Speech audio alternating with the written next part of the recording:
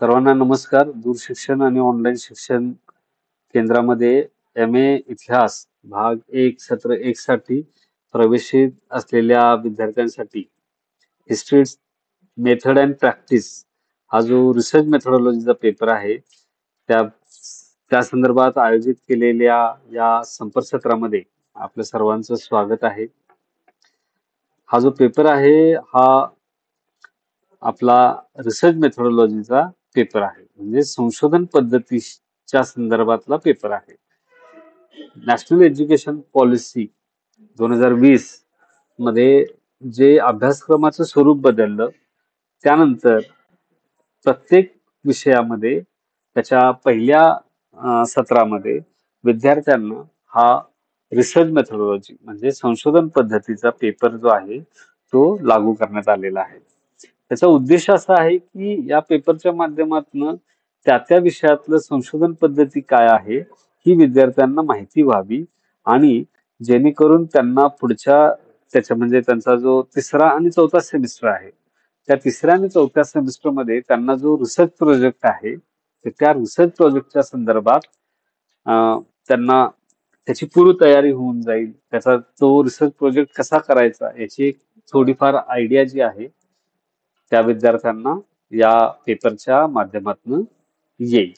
हा हा पेपर विद्यार्थ्यांना लागू करण्याच्या मागे एक महत्वाचं कारण होतं. तर आपण आता सुरू करूया की हा पेपर नेमका काय आहे. आता याचं नाव जे आहे ते history it's method and practice. Research methodology म्हणजे संशोधन पद्धती. ठीक आहे, हा एक मुद्दा झाला. आणि history it's method and practice म्हणजे इतिहास, त्याची त्याचे तंत्र आणि पद्धती अशा अर्थानं त्याला आपण विचारतो. हा तर यातलं हा जो पेपरचा उद्दिष्ट आहे त्याच्याबद्दल आपण थोडक्यात माहिती घेऊया. This course is intended for the students to understand the fundamental principles of research methodology in the field of history. या पेपरचा उद्देश असा आहे की विद्यार्थ्यांना इतिहास ही जी अभ्यास शाखा आहे त्याच्यातल्या महत्वाची त्याची जी मूल तत्व आहेत, महत्वाची तत्व आहेत त्याच्या संशोधनामधली, संशोधन पद्धतीमधली, म्हणजे ते संशोधन कशा पद्धतीनं करायचं त्याच्या संदर्भात काही मुद्दे किंवा पद्धत किंवा तत्व, मूलभूत तत्व जे आहेत ती आखून दिलेली आहेत. ती नेमकी काय आहे त्याची ओळख जी आहे ती विद्यार्थ्यांना करून द्यायची आहे. The course aims to provide students with a comprehensive understanding of the core principles and concepts of research methodology specific to the discipline of history.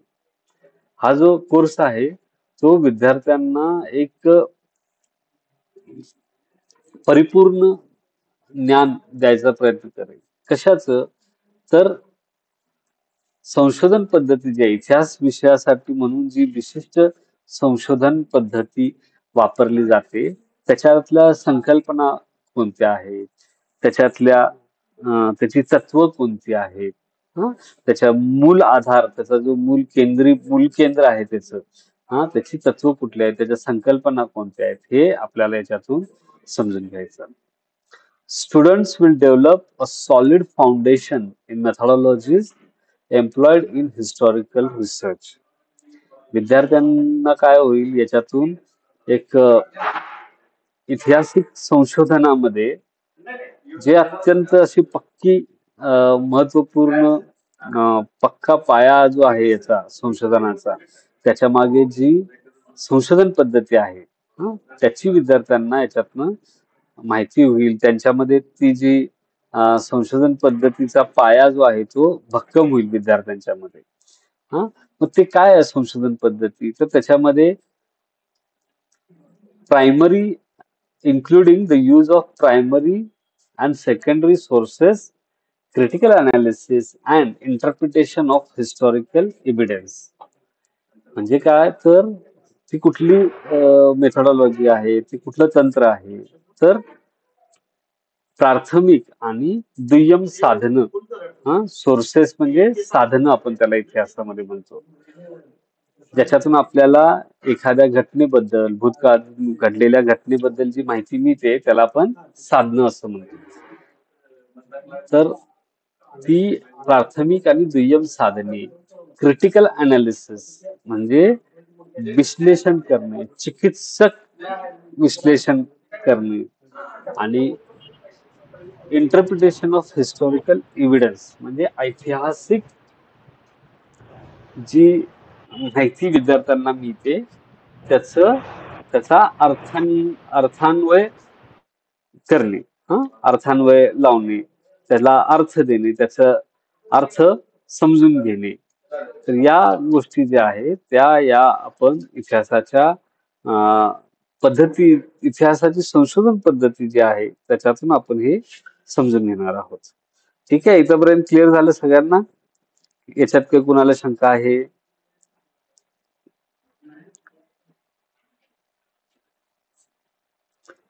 ठीक आहे, तर मी पुढचा भाग घेतो. आता पहिला जो घटक आहे यामध्ये तो आहे नेचर ऑफ सोर्सेस म्हणजे साधनांचं स्वरूप. म्हणजे डाटा आपण त्याला म्हणतो. समजा डाटा म्हणजे माहिती. तर साधनांचा किंवा इतिहासाच्या दृष्टीने जो डाटा आहे, माहिती जे आहे त्याचं स्वरूप जे आहे ते आपल्याला समजून घ्यायचं. त्यातलं पहिलं आहे लिटररी आणि आर्किओलॉजिकल. लिटररी म्हणजे काय, तर लिखित साधन.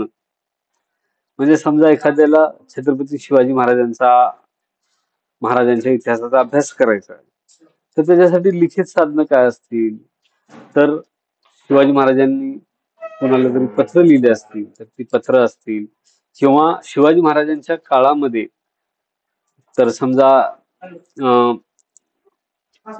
काही व्यक्तींनी एकमेकांना पत्र लिहिलेले असतील, म्हणजे एखाद्या सरदारांनी कुणाला तरी पत्र लिहिलं असेल, त्यात मग महाराजांच्या संदर्भात उल्लेख असेल तर ते आपलं लिखित साधन झालं. सोबतच जे त्या काळाच्या संदर्भात बखर लिहिले गेलेले आहेत, सभासद बखर असेल, चिटणीस बखर असेल, ज्याच्यामध्ये त्या काळातल्या ऐतिहासिक घटनांबद्दलचे उल्लेख जे आहेत ते केलेले आहेत, तर त्याला देखील आपण लिखित साधन असं म्हणतो. किंवा त्याच वेळी आता ज्यावेळी शिवाजी महाराजांचं राज्य होतं महाराष्ट्रामध्ये, स्वराज्य त्यांनी स्थापन केलं, त्यावेळी आपण बघतोय की कोकण किनारपट्टीवर ब्रिटिश, फ्रेंच यांच्या फॅक्टरीज होत्या, पोर्तुगीज होते गोव्यामध्ये. तर यांच्यामध्ये हे जे एकमेकांशी पत्रव्यवहार करायचे, त्यांचे फॅक्टरी रेकॉर्ड्स होते, वखारी होत्या ना त्यांच्या, त्याच्यामध्ये रेकॉर्ड्स होते, कुठलाची पत्र आली, काय मजकूर होता, किंवा पत्र पाठवली होती त्याच्या प्रती आहेत. तर याला फॅक्टरी रेकॉर्ड्स असं म्हणतात. तर हे देखील लिखित साहित्य होतं. अशा पद्धतीने ज्या साधनांतून आपण ज्या विषयाचा अभ्यास करतोय त्या विषयाची माहिती आपल्याला मिळते, त्याला म्हणायचं लिखित साहित्य, लिटररी सोर्सेस. लिटररी म्हणजे लिखित. आता त्याच्यात दोन प्रकार होतात, एक प्रायमरी आणि एक सेकंडरी. प्रायमरी म्हणजे प्राथमिक आणि सेकंडरी म्हणजे दुय्यम. प्राथमिक कशाला म्हणायचं, तर एखाद्या घटनेची माहिती आपल्याला ज्यावेळी मिळते ती घटना घडली किंवा त्याच्या एकदम जवळचा काळ जो आहे त्या काळातच त्याच्या संदर्भात ती माहिती लिहिलेली असते, किंवा त्या काळातच ती माहिती लिहिली गेलेली असते. त्याचा लेखन काळ जो असतो तो पण त्या काळातलाच असतो.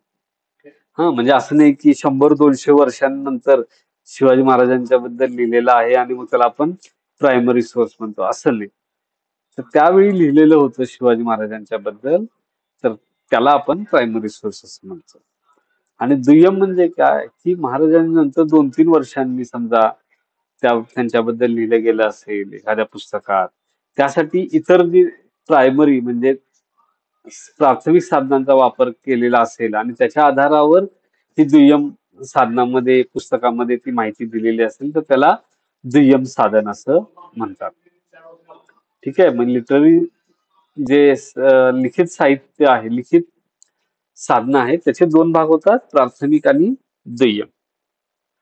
आता त्याच्यामध्ये दुसरा जो अजून एक भाग दिलाय तो आर्किओलॉजिकल असं म्हटलेलं आहे. आर्किओलॉजिकल म्हणजे काय, तर पुरातात्वीय. म्हणजे जे उत्खनन आपण करतो त्याच्यातनं जे प्राप्त होतं, म्हणजे त्यात भांड्यांची खापरं असतील, जळलेले धान्य असेल, किंवा मृत व्यक्तीवर अंत्यसंस्कार केलेले असतील त्याचे पुरावे असतील, अं, अवशेष असतील, प्राण्यांचे अवशेष असतील, मानवी अवशेष असतील, घरांचे अवशेष असतील. ठीक आहे. तर हे जे सगळे असे विभिन्न गोष्टी ज्या आहेत त्या उत्खननातून आपल्याला प्राप्त होतात, त्याला आर्किओलॉजिकल सोर्सेस असं म्हणतात. हा, आर्किओलॉजिकल सोर्सेस हे त्यावेळेच्या भौतिक जीवन समजून घेण्यासाठी अत्यंत उपयुक्त ठरतं. आता आर्किओलॉजिकल सोर्सेस फक्त असं जमिनीतनं काढतात त्याला आर्किओलॉजिकल सोर्सेस म्हणत नाही. आता समजा किल्ला आहे, आता वर आपल्याला तो किल्ला काही जमिनीखाली काढले गेलेला नाही, पण तो पण एक आर्किओलॉजिकल सोर्स होऊ शकतो. त्यावेळेचे किल्ल्यांचे बांधण्याची पद्धत असेल, किंवा त्याचं वास्तुशास्त्र असेल, त्याच्यातल्या वेगवेगळ्या सोयी असतील, तिथं झालेली युद्ध असतील, अशा गोष्टींसाठी तो किल्ला देखील पुरातत्व साधन ठरतं. हा, तर अशा पद्धतीचे हे लिखित आणि पुरातत्वीय असं आपण दोन प्रकार जे आहेत ते पाहतो. आता पुरातत्वीमध्ये अजून एक असतं की उत्खनन करून जे कॉइन्स वगैरे सापडले, नाणी जे सापडतात, ठीक आहे ना, ती देखील पुरातत्वीय साधनामध्ये त्यांचा समावेश होतो. त्यानंतर दुसरा मुद्दा आहे तो आहे डाटा कलेक्शन. आता डाटा कलेक्शन म्हणजे काय, तर माहिती गोळा करणे, पुरावे गोळा करणे, त्याला आपण डाटा कलेक्शन म्हणतो. हा, मग ते काय असू शकतात, तिचे माध्यम काय असू शकतात, तर आर्काइव्ह किंवा रेकॉर्ड ऑफिस. आर्काइव्ह किंवा रेकॉर्ड ऑफिस म्हणजे काय, कोण सांगेल मला? ठीक आहे, एखाद्याला आर्काइव्ह माहित नसतं, पण रेकॉर्ड ऑफिस बहुतेक बऱ्याच जणांना माहित असणार आहे. सांगा बघू काय असतं रेकॉर्ड ऑफिस.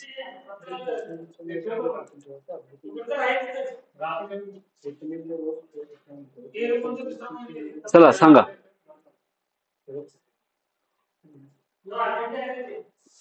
रेकॉर्ड ऑफिस म्हणजे काय असू शकत, काय असतं, आर्काइव्ह म्हणजे काय, रेकॉर्ड ऑफिस म्हणजे काय? आले गेलेल्यांच्या नोंदी ठेवल्या जातात त्याला रेकॉर्ड ऑफिस म्हणायचं का? त्याला रजिस्टर असं म्हणतात. किंवा एखादी नोंद करणं त्याला रेकॉर्ड असं म्हणतात. पण रेकॉर्ड ऑफिस वेगळी संकल्पना आहे. पास्ट इव्हेंट्स जे होऊन गेले त्याचा डाटा कलेक्ट केलं जातं. डाटा कलेक्शन झालं की आता आपण इतिहासकार आहोत, म्हणजे इतिहास अभ्यासक आहोत, आपण भूतकाळाच्या घटनांचाच अभ्यास करतो. हा, त्याचा आपण डाटा कलेक्शन हे आपण करतो, हे झालं. पण रेकॉर्ड ऑफिस किंवा आर्काइव्ह म्हणजे काय, आर्काइव्ह बऱ्यापैकी तुम्हाला समजा एखाद्याला कल्पना नसेल, पण रेकॉर्ड ऑफिस तुम्हाला तुमच्यापैकी बऱ्याच लोकांना माहिती आहे.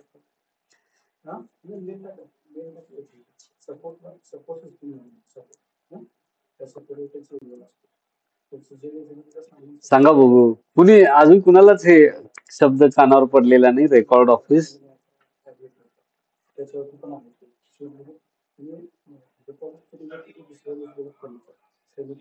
ज्या वस्तू वगैरे वापरल्या जातात त्या काळात शस्त्र किंवा जे धान्य साहित्य वगैरे वापरलं जात होतं त्याचं जे रेकॉर्ड ठेवलं जात होतं त्या गोष्टी. नाही नाही, हे अंदाजपंची उत्तर झालं. हे बघा, रेकॉर्ड ऑफिस, जमिनीचे व्यवहार कुणी केलेत का एवढ्या काळात? सांगा बरं, जमिनीचे व्यवहार केलेत असं कोण आहे का? म्हणजे मी काय खरेदी केलं, कितीला खरेदी केलं ते विचारत नाही, फक्त व्यवहार कोणी केलेले आहेत का?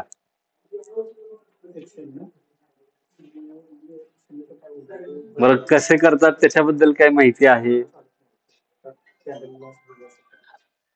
सर दस्तच्या नोंदी असतील बहुतेक करून. बर, मग काय करतात सांगा की, काय नेमकं असतं, कसं कळतं? 7/12 प्रॉपर्टी कार्ड बर, कुठं याच्यावर असतं ज्या ते? नोंदी असतील. कुठं असतं? कसे नोंदी? आता तुम्ही समजा अर्ज लिहून दिला की माझं असं अशी माझ्या मालकीची जमीन आहे, तर ती नोंद करून घेतात का? नोंद नाही, ती पूर्वीचा आपण दाखला काढून घेतो तिथे जे कुठनं आपल्या काढताय? नावी हम्म. कुठून काढतो आपण? अं, प्रॉपर्टी कार्ड हा? किंवा 7/12 तलाठी ऑफिस मध्ये, बर, आणि शहरामध्ये असेल तर? शहरामध्ये सिटीचं मग ते तलाठीकडे पाठ असतं, तलाठीला तोंडपाठ असतं किंवा नाही तहसीलदाराला तोंडपाठ असतं. नाही नाही ते रेकॉर्ड काढतात पूर्ण. कुठं? जुना दस्त काढतात. हा, म्हणजे कुठं असतं ते?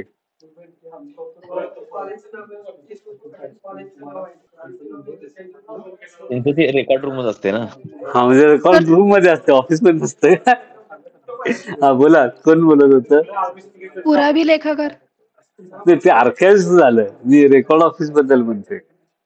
तेच की सर, म्हणजे पुरावी लेखाकार म्हणतात ना, रेकॉर्ड हा, ऑफिस. पुरावी लेखागार आर्काइव्ह साठी शब्द आहे. रेकॉर्ड ऑफिस साठी काय होतं, काय असते नेमकं दप्तर तुम्हाला सांगतो. दोन, हा, दप्तरखाना. दफ्तर म्हणजे रेकॉर्ड ऑफिस. हा, बेसिकली काय असतं, ही जमिनीची कागदपत्र असतात, त्याची मालकी असते. हा, आधी कुणाची मालकी होती, आता कुणाची मालकी आहे, ह्याचे रेकॉर्ड ठेवले जातात. बेसिकली आपल्याकडे काय असतं भारतामध्ये, ब्रिटिश आल्यानंतर जमिनीचे रेकॉर्ड ठेवायची पद्धत निर्माण झाली. म्हणजे आपण अभ्यास केला की नाही, rise and consolidation of British power मध्ये रेव्हेन्यू व्यवस्था उभी केली ब्रिटिशांनी, ऍडमिनिस्ट्रेशन उभं केलं. तर यातून एक पद्धत काय निर्माण झाली की या सगळ्या कागदपत्रांची नोंदी ठेवायच्या. हा, आणि नोंदी ठेवण्यासाठी मग काय असायचं, तर रेकॉर्ड ऑफिस असायचं, रजिस्टर असायचे, त्याच्यात त्या नोंदी असायच्या. हा, तर त्याला रेकॉर्ड ऑफिस म्हणतात. तर असे रेकॉर्ड, वेगवेगळ्या गोष्टींचे वेगवेगळे रेकॉर्ड्स, हा, आणि त्याच्यावर ते रेकॉर्ड ऑफिस येते लक्षात. आता तसंच काय होतं की काही वेळा काय होतं की आपल्या घराण्यामध्ये काही कागदपत्र असतात, जुनी कागदपत्र. मग सरकारने एकदा काय केली, सगळ्यांच्याकडची जुनी कागदपत्र मागून घेतली होती. कुठं काही वेळा अं, समजा आता पेशव्यांचं काही कागदपत्र असतील, हा, किंवा सातारचे शाहू महाराज जे होते, म्हणजे सातारचे जे छत्रपती गादी आहे की नाही, त्यांच्याकडे काही दफ्तरखाना होता, जिथं जुन्या काळातले, मराठी काळातले कागदपत्र होती. ती कागदपत्र इंग्रजांनी काय केली, इंग्रजांनी ज्यावेळी पेशव्यांचा पराभव केला आणि प्रतापसिंह महाराज जे आहेत साताऱ्याचे, त्यांना गादीवर बसवलं. ते इंग्रजांचा प्रभाव तिथे होता, रेसिडेंट तिथे नेमला. तर त्यावेळी इंग्रजांनी काय केलं, तिथली कागदपत्र उचलून पुण्याला आणली आणि पुण्यामध्ये एल्फिन्स्टन न एक बिल्डिंग बांधलेली होती, त्याला पुणे पुराभिलेखागार असं म्हणतात. तर तिथं ती ठेवली. आता तिथं काय, तर तिथं अशी अनेक वेगवेगळ्या काळातली जी कागदपत्र आहेत ती तिथं जतन करून ठेवलेली आहेत. हा, तर त्याला आपण काय म्हणतो, पुराभिलेखागार असं म्हणतो, त्याला आर्काइव्ह असं म्हणतो. तर या पद्धतीनं हे आर्काइव्ह तयार होतात. मग असेच आर्काइव्ह आपल्याला राष्ट्रीय पातळीवर आपलं भारताचं नॅशनल आर्काइव्ह जे आहे दिल्लीमध्ये, तिथे देखील बघायला मिळतं. त्यासोबतच आता कोल्हापूरचं करवीर संस्थान होतं, त्याची कागदपत्र एका ठिकाणी गोळा करून ठेवलेली आहेत. त्याला ते देखील शासकीय पुराभिलेखागार आहे कोल्हापूरमधलं. तर अशा पद्धतीने जिथं जिथं या पद्धतीचं कलेक्शन केलेलं असतं, हा, जिथं ती जुनी कागदपत्र जपून ठेवलेली असतात, त्यांचं कॅटलॉगिंग केलेलं असतं, त्यांची जतन केलेलं असतं, म्हणजे ते खराब होऊ नये म्हणून काळजी घेतली जाते. हा, ज्यावेळी समजा अभ्यासक आले असतील तर त्यांना अभ्यासासाठी ती कागदपत्र उपलब्ध करून दिली जातात. तर त्याला म्हणायचं आर्काइव्ह, पुराभिलेखागार असं म्हणायचं. ठीक आहे. आणि हे रेकॉर्ड असे तिथे नोंदी असतात, असं रेकॉर्ड ऑफिस. मग ते रेकॉर्ड ऑफिस आता पण वेगवेगळ्या कामासाठी काम करत असतं. ते काही फक्त इतिहास संशोधकांसाठी नसतं, पण आर्काइव्ह मात्र अभ्यासक, संशोधक यांच्यासाठी असतं. ठीक आहे. हा, आता त्याच्यानंतर काही शंका आहे का कुणाला?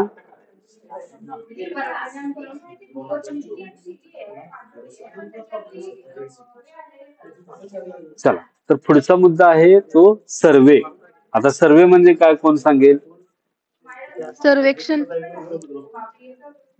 बरं, म्हणजे सर्वेचा शॉर्ट फॉर्म आणि फुल फॉर्म सर्वेक्षण का? सर्वे म्हणजे काय?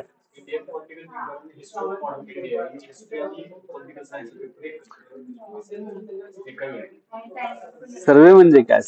सर्वेक्षण म्हणजे काय? हा बोला. सर्वे जमिनीची किंवा निरीक्षण. प्रियंका बोला. एखाद्या जमिनीची किंवा एखाद्या ठिकाणची चिकित्सकपणे केलेली पाहणी. बर, म्हणजे जमिनीचा सर्वे झाला. बरोबर.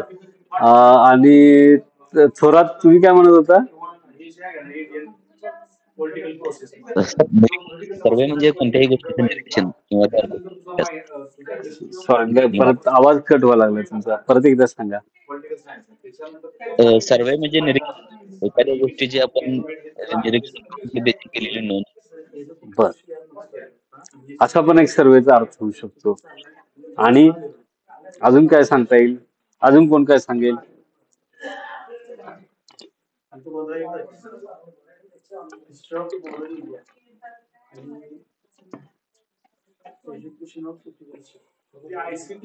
अजून काय सांगता येईल?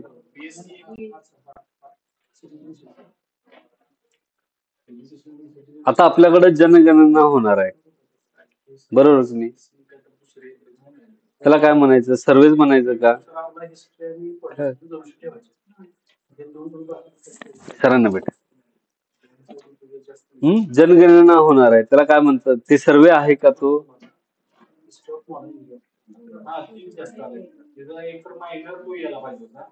त्याच्यामध्ये काही ते लोक जागोजागी जातात, तिथे काहीतरी प्रश्न विचारतात, त्यातून एक प्रकारची माहिती गोळा होते की नाही? ते नाव विचारतात, घरात किती व्यक्ती आहेत विचारतात, कुटुंब प्रमुख कोण आहे म्हणून विचारतात, घरात किती महिला आहेत, घरात किती पुरुष आहेत, घरात लहान मुलं किती वयाची मुलं आहेत, कोणती भाषा बोलतात, शाळेत जातात का, कुठल्या माध्यमात जातात, अशी सगळी माहिती ती गोळा करतात. त्यातून जे गोळा होतो त्याला म्हणतो आपण डाटा.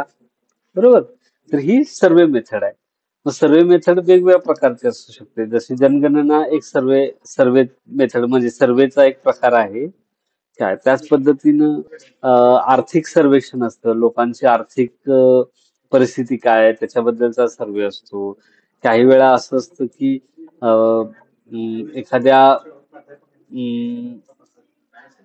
एखाद्या समूहामध्ये नेमकं त्याची सामाजिक स्थिती कशी आहे ते तपासायचा सर्वे असतो. किंवा जसं आता समजा शाळांचा सर्वे, विद्यार्थी संख्या किती आहे त्यासाठी शाळांचा सर्वे असतो.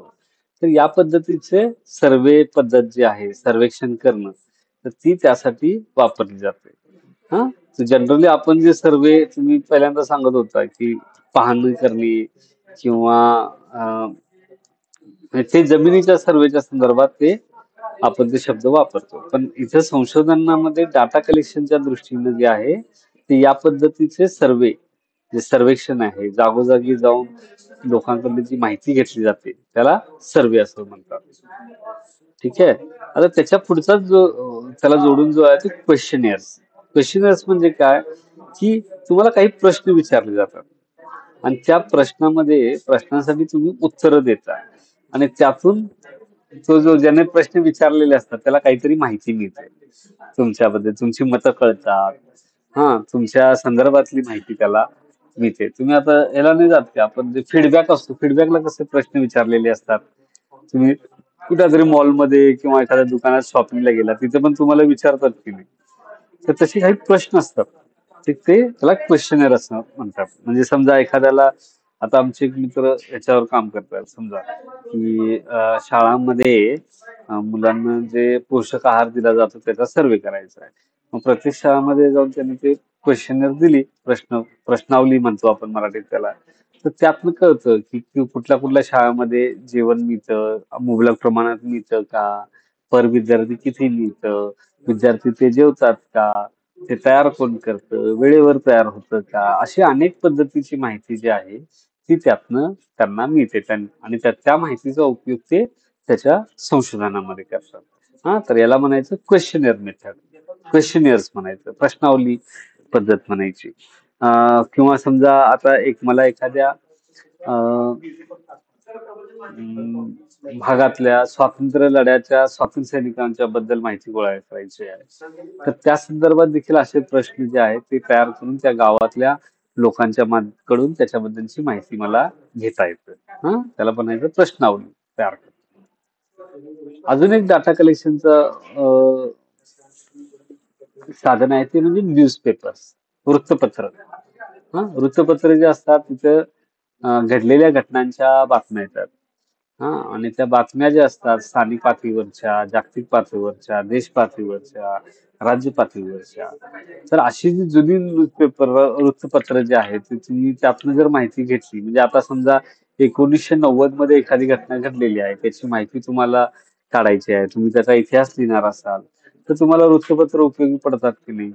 तशीच भारताच्या स्वातंत्र्य लढ्यासाठी देखील अभ्यास करताना वृत्तपत्रांचा उपयोग होतो. शाहू महाराजांचा संदर्भात अभ्यास करताना वृत्तपत्रांचा उपयोग होतो. त्या काळातली वृत्तपत्र ती त्यांचा आपल्याला उपयोग होतो.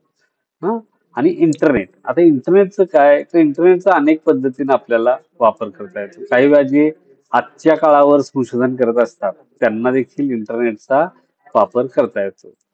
म्हणजे कसं, तर लोक कशावरची माहिती इंटरनेटवर सर्च केली जाते, म्हणजे बिहेवियर संशोधन करायचं असते, लोकांच्या वर्तणुकीचा अभ्यास करायचा असेल तर त्यासाठी इंटरनेटच्या वरती लोक कुठली माहिती शोधतायत, कुठल्या गोष्टी ट्रेंड करतायत, त्याची माहिती इंटरनेटवरनं मिळते.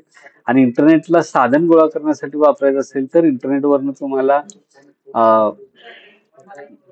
ग्रंथांची माहिती मिळू शकते, काही वेळा PDF स्वरूपात ग्रंथ मिळू शकतात, पुस्तकांची माहिती इंटरनेटवरनं मिळू शकते, किंवा एखादी घटना असेल तर त्या घटनेबद्दलच्या माहिती देखील इंटरनेटवर तुम्हाला मिळू शकते. त्या संदर्भात कुणीतरी ब्लॉग लिहिलेला असू शकतो, कुठल्या तरी वेबसाईटवर त्याच्याबद्दलची माहिती लिहिलेली असू शकते. अशा अनेक शक्यता ज्या आहेत त्या इंटरनेटच्या माध्यमातून डाटा कलेक्शन मध्ये निर्माण झालेल्या आहेत. त्याचा तुम्हाला वापर करता येतो. आलं लक्षात हा मुद्दा? याच्यातलं काय आणि कुणाला काय अडचण, शंका?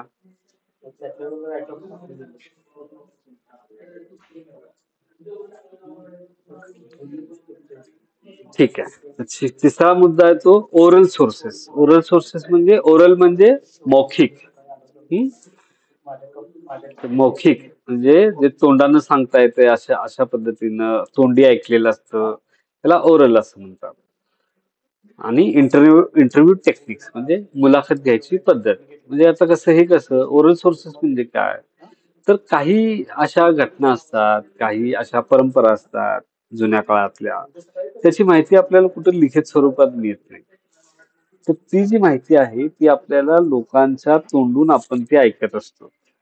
पिढ्यानपिढ्या जे ज्ञान जे आहे, लोकांना दंतकथा असेल, लोकगीत असेल, जात्यावरची गाणी असतील, तर यांच्या माध्यमातून ही माहिती लोकांपर्यंत येत असते.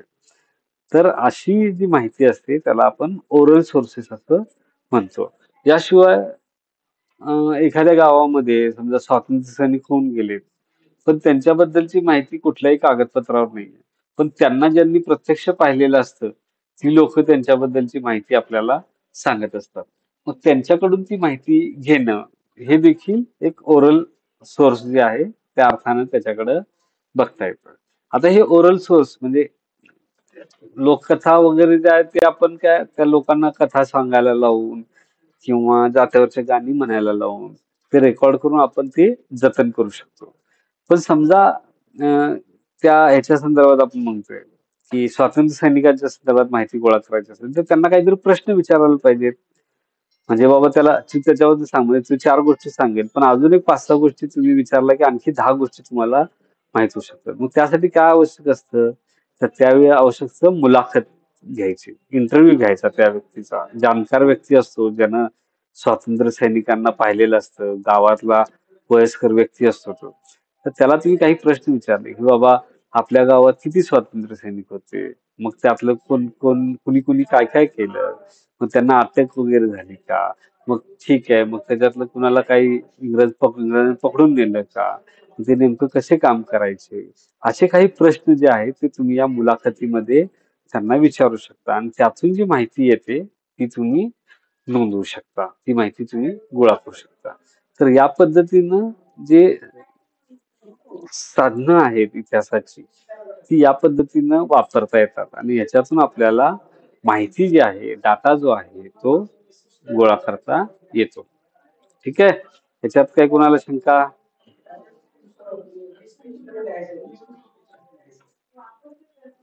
हो सर. चला पुढचं घेऊ. हो सर. आता प्रोसेस ऑफ रायटिंग हिस्ट्री. आता इतिहास लेखन तुम्हाला करायचं असेल तर तुम्हाला पहिल्यांदा काय करावं लागतं, तर तुम्हाला सर्वप्रथम प्रोसेस ऑफ हिस्ट्री रायटिंग म्हणजे तुम्ही इतिहास लिहिणार असाल, एखाद्याला इतिहासाचा लेख लिहिणार असाल, एखाद्याला इतिहासाचं प्रोजेक्ट करणार असाल, हा, तर त्यासाठी तुम्हाला पहिल्यांदा तुमचा विषय निवडावा लागतो. Selection of topic. विषय पहिल्यांदा निवडावा लागतो. म्हणजे एखाद्याला म्हटलं की मी जगाच्या इतिहासावर लिहिणार आहे, असं जगाच्या इतिहासावर लिहित नसतात. एखाद्या घटनेवर लिहित असतात, एखाद्या देशाच्या इतिहासावर लिहितात. खूप तर काय तर देशाच्या इतिहासावर लिहिता येतं. तर बेसिकली काय सिलेक्शन ऑफ टॉपिक म्हणजे काय, विषयाची निवड कशी करायची ते आपल्याला याच्यातनं शिकायचं. तर इतिहासकार काय करतात साधारणपणे, कोणत्या गोष्टीची निवड करतात, कोणता विषय आपल्या संशोधनासाठी निवडतात, तर ज्या विषयामध्ये त्यांना इंटरेस्ट आहे. म्हणजे मला आवड आहे महाराष्ट्राच्या इतिहासाची आणि मी संशोधन करतोय आसामचा इतिहास, असं नाही होत. मला महाराष्ट्राच्या इतिहासाची आवड आहे म्हणून मी त्याच्यावर संशोधन करतो. म्हणजे इथे मूळ सगळ्यात प्रायमरी जो मुद्दा असतो, मूलभूत जो मुद्दा असतो, तो इतिहासकाराची आवड कशामध्ये आहे याचा असतो. तर त्याची आवड समजा ज्या विशिष्ट विषयामध्ये असेल तर त्यातनं त्यानं काम करायचं असतं. आणि मग टॉपिक कसा निवडायचा, की साधारणपणे टॉपिक असा निवडला जातो, विषय असा निवडला जातो ज्याच्यावर पूर्वी कोणत्याही पद्धतीचं संशोधन झालेलं नसतं, किंवा संशोधन जरी झालेलं असेल तरी त्यात तुम्ही काहीतरी ज्ञान, अधिकचं ज्ञान जे आहे, अधिकचा शोध जो आहे तो तुम्ही त्या संशोधनातून लावू शकता. तर हे आपल्याला याच्यातून सिलेक्शन ऑफ टॉपिक मध्ये शिकायचं असतं. आता टॉपिकचं सिलेक्शन झालं तर preparation of selection of topic मध्ये अजून एक महत्वाचा मुद्दा असतो, तो म्हणजे समजा आता तुम्ही म्हणाला की की मला अमुक अमुक विषयावर अभ्यास करायचा आहे, त्याच्यामध्ये मला खूप इंटरेस्ट आहे, पण तुमच्याकडे त्याची साधनच नाहीयेत. येतं म्हणजे त्याच्यावर काम करायची कागदपत्र नाहीयेत, ती घटना बघितलेल्या व्यक्ती अस्तित्वात नाहीयेत, तुम्हाला कुठल्याही पद्धतीची ती घटना घडून गेली होती याच्या संदर्भात कुठलीही माहिती मिळत नाहीये, तर असा विषय आपण तो संशोधनाचा टॉपिक म्हणून घेऊ शकतो का, तर नाही घेता येत. कारण जोपर्यंत इतिहास कधी लिहितो आपण, ज्यावेळी आपल्याकडे साधन असतात. विना साधन इतिहास नसतो. एक इतिहासकार होते, तुम्ही त्यांचं नाव ऐकलं असेल किंवा या पुस्तकात वाचाल त्यांचं नाव. त्यांचं नाव आहे लिओपोल्ड रांके. रांके नावाचे इतिहासकार होते. त्यांचे एक मोठे फॉलोअर्स म्हणतो ना आपण, म्हणजे फेसबुक वाले फॉलोअर्स नाही, फॉलोअर्स म्हणजे त्यांच्या विचारांना फॉलो करणारे जे होते, एक विश्वनाथ काशीनाथ राजवाडे म्हणून होते. मोठे इतिहासकार राजवाडे असं इतिहासाचार्य म्हणायचे त्यांना. तर हे जे लिओपोल्ड रांके जे होते त्यांचं म्हणणं काय होतं की ते म्हणायचे नो डॉक्युमेंट्स नो हिस्ट्री. म्हणजे कागदपत्र नाहीत तर इतिहास नाही, कागदपत्र असतील तरच इतिहास, कागदपत्र नसतील तर इतिहास नाही, असं रांके म्हणायचं. तर आता या रांके वगैरे आणि तेच मुद्दा राजवाडेंनी फॉलो केला आणि त्यामुळे काय झालं की मराठा इतिहास लिहिताना कागदपत्रांच्यावर आधारितच इतिहास त्यांनी मांडण्याचा प्रयत्न केला. तर हे आपल्याला याच्यातनं सिलेक्शन ऑफ टॉपिक मध्ये त्यामुळं कागदपत्र असणं ही आवश्यक असते. साधनं असायला हवी. तुम्ही ज्या विषयाचं संशोधन करताय, ज्या टॉपिकवर संशोधन करताय, त्याची साधनं असणं आवश्यक आहे. आता दुसरा जो पॉइंट आहे, preparation of proposal or outline. म्हणजे काय की तुम्ही जे संशोधन करणार आहात त्याचं पहिल्यांदा एक तुम्ही काय नेमकं त्याच्यामध्ये काम करणार आहात, हा, कशा पद्धतीने काम करणार आहात, त्याचं ऑब्जेक्टिव्ह काय, या सगळ्या गोष्टींचं जे आहे ते एक तुम्हाला त्याचं रिसर्च प्रपोजल जे आहे, संशोधनाचा प्रस्ताव जो आहे तो आपल्याला हे तयार करावा लागतो. हा, ज्यावेळी तुम्ही पीएचडीच्या संशोधनासाठी अर्ज करता त्यावेळी हा रिसर्च प्रपोजल संशोधन प्रस्ताव निर्माण करावा लागतो, तयार करावा लागतो. किंवा जेव्हा तुम्ही एखाद्या संशोधन प्रकल्पासाठी अनुदान घेत असता किंवा त्याच्यासाठी मंजुरी घेत असता त्यावेळी देखील हा रिसर्च प्रपोजल जे आहे, संशोधन प्रस्ताव जो आहे तो द्यावा लागतो. तर त्यात काय असतं, त्याच्यात ते विषयाचे नाव असतं, विषय तुम्ही का ठरवला त्याची कारणं असतात, त्याच्यात तुम्ही काय शोधणार आहात त्याच्याबद्दलचा उल्लेख असतो, त्यासाठी नेमक्या कोणत्या गोष्टींचा तुम्ही वापर करणार आहात, कोणती साधनं आहेत तुमच्याकडे त्याच्याबद्दल तुम्ही सांगता. आणि ते जे रिसर्च संशोधन आहे ते तुम्ही कशा पद्धतीने लोकांच्या समोर मांडणार आहात, हा, तर त्याला देखील त्याचा एक आराखडा असतो. हा, तर हे सगळ्या गोष्टी ज्या आहेत या प्रिपरेशन ऑफ प्रपोजल म्हणजे संशोधन प्रस्ताव जो असतो त्याच्यामध्ये या समाविष्ट होतात. आउटलाईन म्हणजे आराखडा, कसं तुम्ही तुमचं संशोधन तयार करणार आहात, हा, तर त्याचा आराखडा त्यामध्ये बनवला जातो. ठीक आहे, तर हे प्रिपरेशन ऑफ प्रपोजल आणि त्याचं आउटलाईन मध्ये झालं. पुढचं आहे data analysis, internal and external criticism. म्हणजे जी काही माहिती इतिहासकाराकडे येते तर ती माहिती खरी आहे की खोटी आहे हे त्याला तपासायला हवं. म्हणजे एखाद्या व्यक्तीच्या संदर्भात तुम्हाला एखादं पत्र मिळालं आणि त्या पत्रामध्ये त्याच्याबद्दल खूप वाईट वाईट वाईट वाईट लिहिलेलं असेल तर ते तुम्ही लगेच खरं मानणार का? ते तपासायला हवं की नको? त्यासाठी काय करायचं की ते जे पत्र आहे ते कुणी लिहिलं, ज्या व्यक्तीचा बद्दल त्याच्यात वाईट लिहिलेलं आहे, हा, त्याच्याबरोबर ते पत्र लेखक जो आहे त्याचे काही काय म्हणता येईल त्याला मराठी भाषेत आपण म्हणतो खुन्नस वगैरे आहे का, त्याचा काही द्वेष वगैरे तो करतो का, त्यांचे जे इंटरेस्ट आहेत, इंटरेस्ट माहिती आहे ना, हितसंबंध, ते त्याच्यामध्ये काही हितसंबंधांचा काही प्रॉब्लेम आहे का, हा, या व्यक्तीला वाईट म्हटल्यामुळं ते पत्र लेखकाला काही फायदा आहे का, या सगळ्या गोष्टींचा तपास जो आहे तो इतिहासकाराला करायला लागतो. नाही, इतिहास म्हणजे नुसतं असं हा नाही आता मी इतिहास लिहितो वगैरे असं नाही, ते इन्व्हेस्टिगेशन टाईप असतं. म्हणजे संशोधन आहेच पण एक प्रकारचा तपास पण त्याच्यामध्ये अभ्यासकांना करावा लागतो. तर ते पत्र जे आहे ते कुणी लिहिलं, का लिहिलं, कधी लिहिलं याचा तपास इतिहासकाराला करावा लागतो. त्याला म्हणायचं एक्सटर्नल क्रिटिसिझम, बाह्य स्वरूपातलं. आणि अंत स्वरूपात काय, त्याच्यातली जी वाक्य आहेत त्याचा अर्थ त्याला लावायला लागतो. एखादं वाक्य समजा आता म्हणलं समजा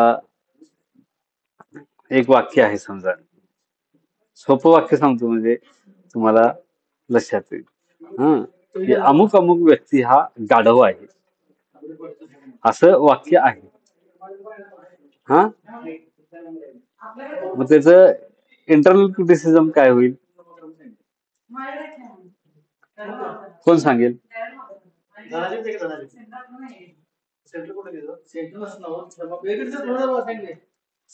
कोण सांगेल?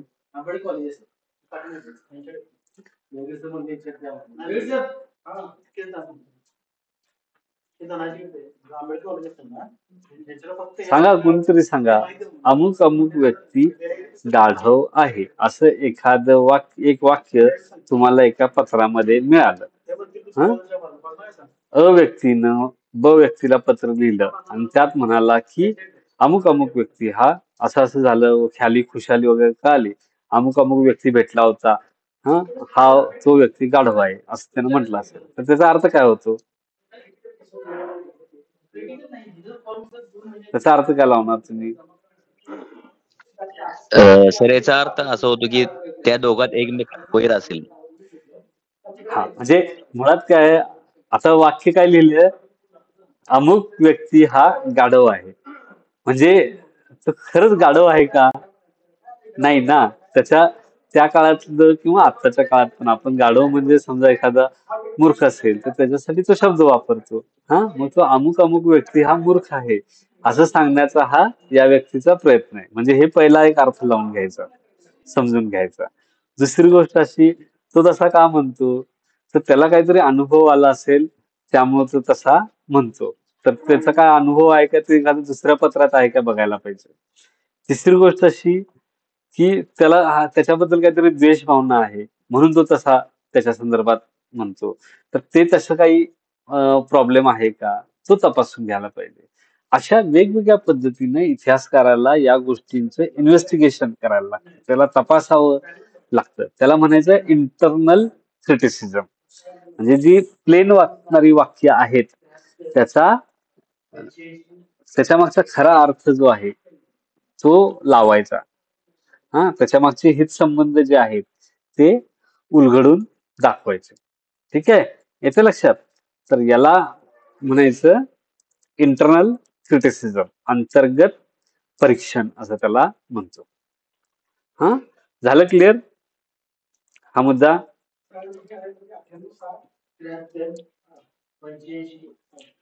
काही शंका आहेत? हा बोला अनिकेत. काय नाही चुकून सर माईकच्या ह्याच्यावर बोट पडलेलं. अच्छा,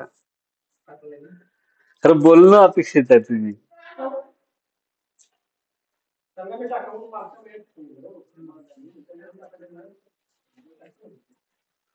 बरं ठीक आहे, म्हणजे बऱ्यापैकी कळालं ना तुम्हाला? पुस्तकात पण तुम्हाला व्यवस्थित ते लक्षात येईल.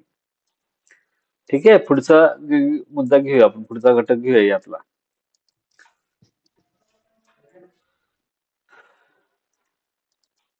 आता हा घटक आहे प्रेझेंटेशन. म्हणजे तुम्ही साधनं गोळा केली, विषय ठरवला, त्याचा आराखडा तयार केला, सगळं झालं, पण हे लोकांना सांगणार कसं? हा त्यांच्या लोकांच्याकडे कसं सादर करायचं? ठीक आहे, मग ते लिहून देणार तुम्ही. म्हणजे मगाशी विचारलं की नाही, केस स्टडी कशी मांडायची, त्याचा आराखडा काय वगैरे, असं काहीतरी पद्धतीशास्त्र त्याच्यामध्ये सादरीकरणाचं असतं. हा म्हणजे माहिती वगैरे लिहिली, त्याचा आराखडा केला, त्याचे विभाग पाडले, प्रकरण प्रकरण 1, 2, 3, 4 असं केलं. हा आता समजा अमुक अमुक माहिती तुम्हाला मिळालेली आहे, तर ती कुठल्या साधनातून मिळालेली आहे त्याची माहिती इतिहासकाराला देणं आवश्यक असतं. कारण आपण काय म्हणतो, इतिहास हा साधनं असल्याशिवाय इतिहास मानला जात नाही. इतिहास लिहिण्यासाठी पुराव्यांची आवश्यकता आहे. मग पुराव्यांची आवश्यकता म्हणजे पुरावे तुम्ही गोळा केले आणि लिहिलं, आणि पुरावे कोणते आहेत ते वाचकांना सांगितलंच नाही, मग तुमचा इतिहास कसा गृहीत धरणार? कारण मी काय, तुम्ही आता माझ्या समोर आला आणि मला कागद दिला आणि मी तो इतिहास वाचला असं नाही ना. तुम्ही त्याचा लेख लिहिणार, त्याचा ग्रंथ लिहिणार, तो मी 100-200 वर्षांनी समजा वाचू शकतो, असं पण होऊ शकतं, 50 वर्षांनी वाचू शकतो. त्यावेळी कोण ते लेखक जो आहे तो हयात असेल असं काही नाहीये, किंवा असला तरी समजा मी दुसरं कुठेतरी आहे, लांब अमेरिकेत आहे, हा आणि लेखक इथे आहे, मग त्या मला कसं कळणार की तुम्ही कुठले पुरावे वापरलेले आहेत? ते कळण्यासाठी म्हणून इतिहास ग्रंथ लिहिताना त्याच्यासाठी तळटीपा किंवा अंतसूची असं दिलं जातं. त्याला आपण फुटनोट किंवा एंड नोट असं म्हणतो.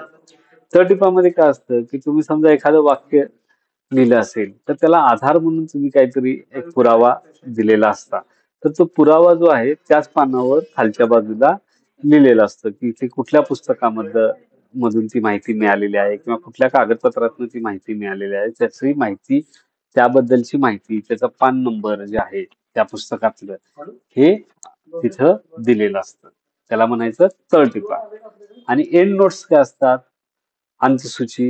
ही हीच माहिती जशी प्रत्येक पानाच्या तळाशी दिलेली असते त्याऐवजी काय करतात, एखादं प्रकरण संपलं की शेवटी त्या प्रकरणातली सगळ्या जी माहिती, पुरावे कुठून मिळाले त्याच्याबद्दलची माहिती दिलेली असते. किंवा एखादं पुस्तक संपलं की सगळ्यात शेवटी ते दिलेलं असतं. त्याला म्हणायचं अंतसूची असं त्याला म्हणतात. ठीक आहे. तर हे तळटीपा आणि अंतसूची याची माहिती आपल्याला याच्यातनं घ्यायची आहे. तुमच्या पुस्तकामध्ये हे तांत्रिक बाब आहे, ती तुमच्या पुस्तकात व्यवस्थित दिलेली आहे. दुसरा जो मुद्दा आहे त्याच्यातला तो आहे इंडेक्स अँड बिब्लिओग्राफी. आता इंडेक्स म्हणजे काय, की समजा आता मला काय करायचंय, मला आता माझ्याकडे एक मराठा इतिहासाचं पुस्तक आहे, अगदी छत्रपती शिवाजी महाराजांच्या पासून तर मराठेशाहीचा अस्त झाला 1818 पर्यंत, तर त्या काळापर्यंत ते पुस्तक आहे. मोठं एक 1000 पानांचं पुस्तक आहे समजा. आता त्या पुस्तकामध्ये मला पहिला बाजीराव पेशवा जो आहे त्याची माहिती मला बघायची आहे. तर मी सगळं पुस्तक वाचत बसायचं का? काही वेळा वाचायला पाहिजे, पण काही वेळा काय होतं की तेवढं हे नसतं. अशा वेळी काय करतात की पुस्तकाच्या मागे एक इंडेक्स असतो आणि त्याच्यामध्ये काय करतात की पहिला बाजीराव पेशवा आणि त्याच्या समोर पेज नंबर्स असतात. म्हणजे की अमुक किती 250 पान नंबर, 250, 251, 252, मग 260, 261 असे पेज नंबर दिलेले असतात. याचा अर्थ काय की ते जे काही व्यक्ती आहे किंवा हे आहे त्याचा उल्लेख जो आहे तो अमुक अमुक पानावर आलेला आहे. अशा पद्धतीनं हे असेल म्हणजे व्यक्ती असेल, एखादं स्थळ असेल, स्थळ म्हणजे गाव, शहर, त्याच्या संदर्भातलं असेल, किंवा एखादी घटना असेल तर त्या घटनेच्या बद्दलची देखील माहिती या पद्धतीनं इंडेक्स मध्ये त्याचे पेज नंबर दिलेले असतात. तर यातनं आपल्याला असं लक्षात येतं की या इंडेक्सचा वापर जो आहे तो विद्यार्थ्यांना त्यांचे म्हणजे आपल्याला ज्या विषयाची माहिती, एखाद्या मुद्द्याची, व्यक्ती, स्थळ, घटना याची जी माहिती मिळाली ती तात्काळ मिळावी अशा पद्धतीनं या इंडेक्सचा त्यांना संशोधकांना वापर करता येतो. त्याच्यानंतर अजून एक आहे तो पॉईंट तो बिब्लिओग्राफी. बिब्लिओग्राफी म्हणजे काय, आता तुम्ही हे सगळे फुटनोट्स आणि एंड नोट्स म्हणजे तळटीपा, अंतसूची वगैरे सगळे दिला, कुठले कागदपत्र वापरली, कुठली पुस्तकं वापरली, ही सगळी माहिती तुम्ही त्यातून दिली. पण एखाद्याला बघायचं आहे की एकत्रितपणे बघायचं की बाबा यानं संशोधन करताना नेमकी कोणती पुस्तकं वापरली, किती पुस्तकं वापरली, कुठली पुस्तकं वापरली, कुठल्या लेखकांची पुस्तकं वापरली, कुठल्या काळातली पुस्तकं वापरली, मग त्यांनी किती प्राथमिक साधने किती वापरली, त्यांनी दुय्यम साधने किती वापरली, वृत्तपत्र किती वापरली, कुणाकुणाच्या मुलाखती घेतल्या, बरोबर. तर अशी जी सगळी वेगवेगळ्या ठिकाणी माहिती म्हणजे तुम्ही वापरलेली असते त्या संपूर्ण संशोधनामध्ये, ती एक यादीच्या स्वरूपात तुमच्या संशोधनाच्या शेवटी दिलेली असते. त्याला म्हणायचं बिब्लिओग्राफी, किंवा त्याला आपण संदर्भ ग्रंथ सूची म्हणू शकतो किंवा संदर्भ सूची देखील म्हणू शकतो. ठीक आहे. तर त्याला बिब्लिओग्राफी असं म्हणतात. त्याचा काय फायदा होतो की समजा एखाद्याला तुम्ही ज्या विषयावर काम केलेलं आहात त्याच्याशी संलग्न एखादा विषय आहे, तर त्यावेळी त्या व्यक्तीला देखील त्या बिब्लिओग्राफीतनं कोणत्या पुस्तकांचा अभ्यास करायला पाहिजे याची त्याला माहिती मिळते, आणि तो त्यातून देखील त्याचा अभ्यास जो आहे तो करू शकतो. तर हे बिब्लिओग्राफीचा महत्वाचा उपयोग आहे. त्यानंतर तिसरा जो आहे उपघटक तो आहे नोट टेकिंग इन बिब्लिओग्राफिकल सॉफ्टवेअर. म्हणजे काय की काही सॉफ्टवेअर्स आहेत की जे आपल्याकडे नोट्स काढतो की नाही आपण, ते नोट्स काढण्यासाठी त्याचा वापर करता येतो, किंवा काही सॉफ्टवेअर्स आहेत ज्याचा बिब्लिओग्राफी तयार करण्यासाठी देखील वापर करता येतो. तर हा घटक मी लिहिलेला आहे, त्याच्यामध्ये मी त्या सॉफ्टवेअरचा जो यादी जी आहे ती दिलेली आहे. त्याचा वापर कसा करायचा तो देखील तुम्हाला दिलेले आहे. म्हणजे नोट टेकिंग मध्ये बऱ्याचदा काय होतं की कार्ड नोट्स बनवले जातात, काही जण रजिस्टर मेंटेन करतात. हा तर ते वेगवेगळे त्याच्या पद्धती आहेत नोट्स बनवण्याच्या. तर त्याचा देखील अभ्यास आपल्याला याच्यातनं करायचा आहे.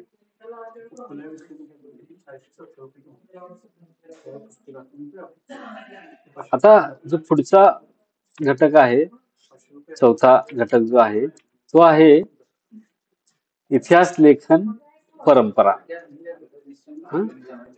तर इतिहास लेखन परंपरा जी आहे ती आपण बघतो की त्याच्यामध्ये काय आहे की त्याच्यातले वेगवेगळे प्रवाह आहेत. लोकांच्या वेगवेगळ्या विचारसरणी असतात इतिहासकारांच्या. त्या विचारसरणीच्या आधारावर वेगवेगळे प्रवाह जे आहेत ते निर्माण होतात. त्याच्यामध्ये युरोपमधले आणि भारतातले असे दोन भूप्रदेशातले इतिहास लेखनाचे प्रभाव जे आहेत, परंपरा ज्या आहेत ते आपल्याला बघायचे आहेत. म्हणजे एखाद्या विशिष्ट विचारसरणीतून इतिहास लिहिला जातो आणि ते लिहिणारे अनेक लोक असतात. तर तेच एक परंपरा इतिहास लेखनाची निर्माण होत असते.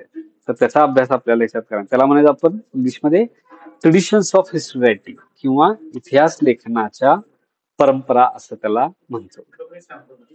तर कुठल्या आहेत तर युरोपमध्ये आपण बघतो की पॉझिटिव्हिस्ट इतिहास लेखन परंपरा आहे. पॉझिटिव्हिस्ट इतिहास लेखन परंपरा म्हणजे काय की जी परंपरा इतिहासाला विज्ञानासारखं बघते. प्रबोधन काळामध्ये ज्यावेळी या सगळ्या ज्ञानाच्या संदर्भातली चर्चा सुरू झाली तर त्यामध्ये ज्ञान कशाला म्हणायचं जे प्रत्यक्षात आहे, जे तपासून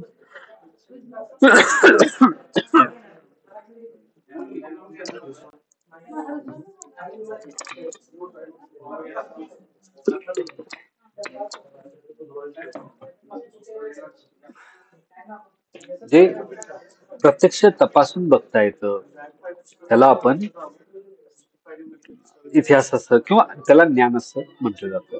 मग इतिहास प्रत्यक्ष तपासून बघता येतो का तर तसा तो बघता येत नसेल तर त्याला कसं त्याची तपासणी करायची, त्यासाठी ही कागदपत्र वगैरे गोळा करून त्याच्या आधारे इतिहास लिहायचा. ऐकीव गोष्टी, पिढ्यानपिढ्या नुसतं सांगत आलेल्या गोष्टी, दंतकथा, चमत्कारिक कथा यांना खरं न मानता ज्यांचे पुरावे मिळतात अशा गोष्टींच्या आधारे इतिहास लेखन करायचं. हा विचार पॉझिटिव्हिस्ट इतिहास लेखनातून आला. अनल्स इतिहास लेखन काय की इतिहासाचा अभ्यास करताना फक्त खूप मोठ्या राजे रजवाडे यांच्याबद्दलचा अभ्यास न करता सर्वसामान्य लोक त्यांचं जीवन आणि हे दीर्घकाळ ते जीवनात काय काय गोष्टी घडत होत्या, कसे बदल गेले याचा दीर्घकालीन काळाचा अभ्यास करणं म्हणजे अनल स्कूलनं त्याच्यामध्ये ही भूमिका मांडली. तर त्याचा अभ्यास आपल्याला याच्यातून करायचा आहे. आणखी एक आहे युरोपियन हिस्ट्री फ्रॉम बिलो. म्हणजे काय होतं कागदपत्र जे असतात, एखादे ग्रंथ असतात, साहित्य असतं, ह्याच्यामध्ये समाजातला जो उच्च वर्ग असतो, राजे रजवाडे, जमीनदार, हा यांचीच माहिती आपल्याला त्याच्यातून मिळते. कारण ते साहित्य जे आहे त्यांच्यासाठी लिहिलेलं असतं किंवा त्यांच्या मार्फत लिहिलं गेलेलं असतं. पण समाजाच्या तळाशी असणारे लोक असतात, शेतकरी असतात, कामगार असतात, गरीब शेतमजूर असतात, स्त्रिया असतात, दलित असतात.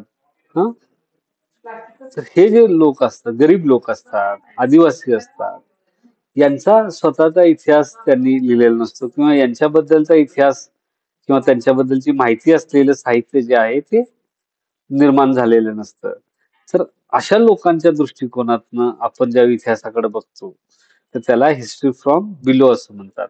त्यांच्या जाणीवा कोणत्या आहेत, त्यांना नेमकं काय वाटतंय, त्यांचा इतिहास काय आहे, त्यांनी एखाद्या गोष्टीकडे कसं बघितलं तर ते राष्ट्र म्हणून कसं बघतात, भारताची स्वातंत्र्य चळवळीला कसं बघतात, हे जे सगळ्या गोष्टी आहेत हे आपण बघतो. त्याला म्हणायचं हिस्ट्री फ्रॉम बिलो.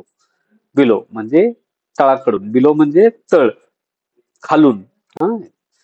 इतिहासाचा तळाकडून इतिहासाकडे पाहण्याचा दृष्टिकोन. आता दुसरं त्याच्यानंतर भारतीयच्या संदर्भात आहे ते कोलोनियल म्हणजे वसाहतवादी, जे इंग्रज ऑफिसर्स होते किंवा इंग्रज इतिहासकार होते किंवा नंतरच्या काळातले जे इतिहासकार, ब्रिटिश इतिहासकार होते, तर त्यांनी कसं इतिहास लेखन भारताच्या संदर्भात केलं, तर ते आपल्याला याच्यातनं बघायचं आहे. मी तुम्हाला कालच्या पेपर शिकवताना rise and consolidation of British power तुम्हाला ज्यावेळी शिकवलं, की त्याच्यामध्ये आपण काय चर्चा केली, की गोऱ्या लोकांच्यावर काय बंधन होतं, गोऱ्या लोकांवर कशी ही मागासलेल्या लोकांचा सुधारण्याची त्यांच्यावर कसं काय म्हणता येईल त्याला बंधन आलेलं होतं, बर्डन आलं होतं, ओझं आलेलं होतं. हा किंवा ब्रिटिश लोक हे कसे भारतीयांवर राज्य करण्यास लायक आहेत, कारण भारतीय मागासलेले होते. तर भारतीय हे मागासलेले होते हे ब्रिटिश वसाहती इतिहासकारांनी मांडण्याचा प्रयत्न केला. त्याच्यानंतर भारतातलं ब्रिटिश राज्य कसं योग्य आहे हे देखील सांगण्याचा प्रयत्न केला. ही इतिहास लेखनाची जी परंपरा आहे ती कॉलोनियल हिस्टोरॅटिक म्हणजे वसाहती इतिहास परंपरा म्हणून ओळखली जाते. त्याच्याबद्दल तुमच्या पुस्तकामध्ये सविस्तर दिलेले आहे. हा संपूर्ण घटक जो आहे, चौथा घटक तुम्ही लिहिलेला आहे, त्याच्यामध्ये तुम्हाला सविस्तर माहिती मिळेलच. आता त्याच्यानंतर मार्क्सिस्ट इतिहास लेखन म्हणजे मार्क्सवाद, कार्ल मार्क्स याच्या विचारानं प्रेरित झालेल्या लोकांनी जे इतिहास लेखन केलं भारतामध्ये त्याला मार्क्सवादी इतिहास लेखन असं म्हणतात. त्यात काय होतं की राजे रजवाडे यांच्यातल्या लढाया असतील किंवा धर्माधर्मातल्या लढाया असतील किंवा एखाद्या व्यक्तीला वाटलं म्हणून लढाया चालू झाल्या वगैरे अशा ज्या गोष्टींकडे पाहतो आपण. तर त्याऐवजी काय की त्याच्या मागची आर्थिक कारणं काय होती, एखादी घटना घडते, एखादं प्रक्रिया घडून येते, त्याच्या मागची आर्थिक कारणं काय होती ती त्याच्या मुळाशी होती असं इतिहासकार हे मानतात, मार्क्सवादी इतिहासकार. आणि मग त्याचा अर्थ लावण्याचा प्रयत्न जे आहे ते इतिहासकार करत असतात. त्याला म्हणायचं मार्क्सवादी इतिहासकार. तिसरं आहे नॅशनलिस्ट. नॅशनलिस्ट म्हणजे काय, आता मगाशी जसं सांगितलं ब्रिटिशांनी कसं भारतीयांच्या बद्दल इतिहास लेखन केलं, तर त्याला प्रतिक्रिया देणारं भारतीय लोकांच्या दृष्टिकोनातून भारताच्या लोकांचं समर्थन करणारं, इथल्या संस्कृतीचा गौरव करणारं जे इतिहास लेखन आहे त्याला राष्ट्रवादी इतिहास लेखन असं म्हणतात. तर असं ते इतिहास लेखन काही इतिहासकारांनी केलं, त्याला नॅशनलिस्ट हिस्टोरियोग्राफी असं म्हणतात. आणि शेवटचा जो मुद्दा राहिला तो आहे नॉन ब्राह्मण हिस्टोरियोग्राफी म्हणजे अब्राह्मणी इतिहास लेखन. म्हणजे काय, तर ब्राह्मणेतर दृष्टिकोनातनं लिहिलेलं इतिहास लेखन. म्हणजे भारतामध्ये किंवा महाराष्ट्रामध्ये काय की ब्राह्मण नॉन ब्राह्मण असा एक संघर्ष जो आहे तो महाराष्ट्रातील विशेषतः बऱ्याच वर्षापासून चालू आहे. म्हणजे महात्मा फुलेंच्या काळापासून हे वैचारिक संघर्ष जो आहे तो चालू आहे. त्यातून जे इतिहास लेखन केले गेलं ते नॉन ब्राह्मण किंवा अब्राह्मणी इतिहास लेखन असं म्हणतात. म्हणजे पारंपरिक पद्धतीने जे इतिहास लेखन केले गेलं त्याच्यापेक्षा वेगळी वाट जी आहे, ते वेगळं इंटरप्रिटेशन आहे ते अब्राह्मणी इतिहास लेखनामध्ये केलेलं दिसतं.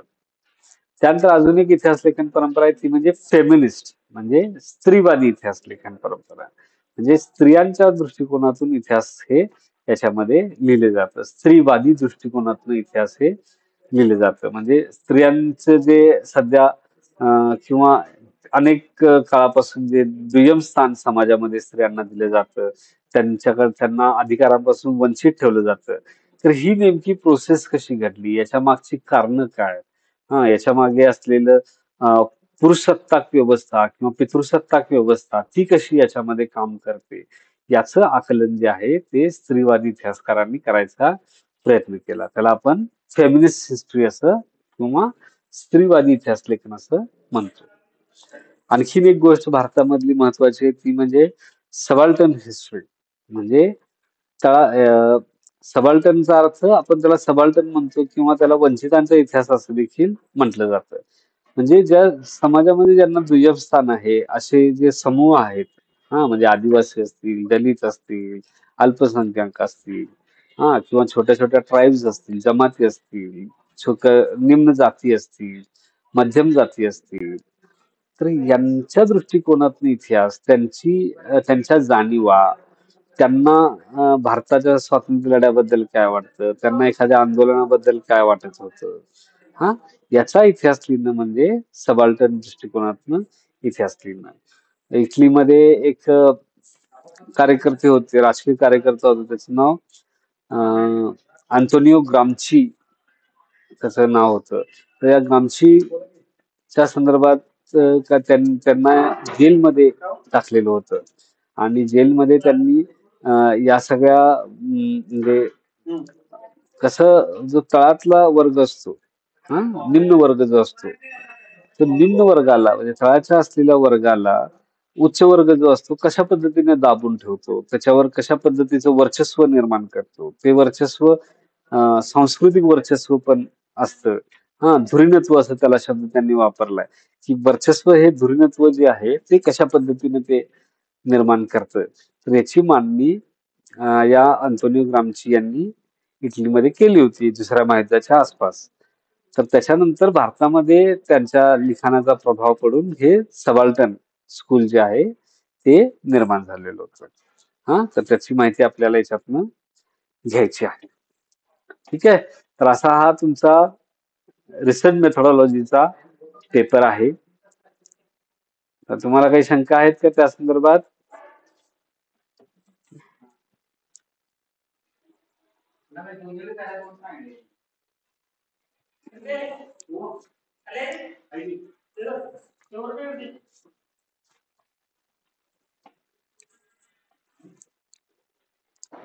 काही शंका नसतील तर मग थांबूया.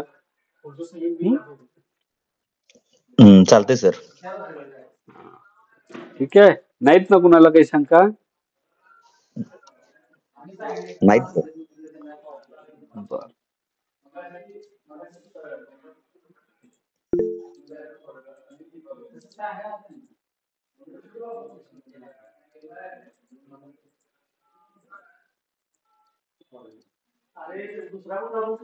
बर, अजून दुसरं एक लेक्चर घ्यायचं का?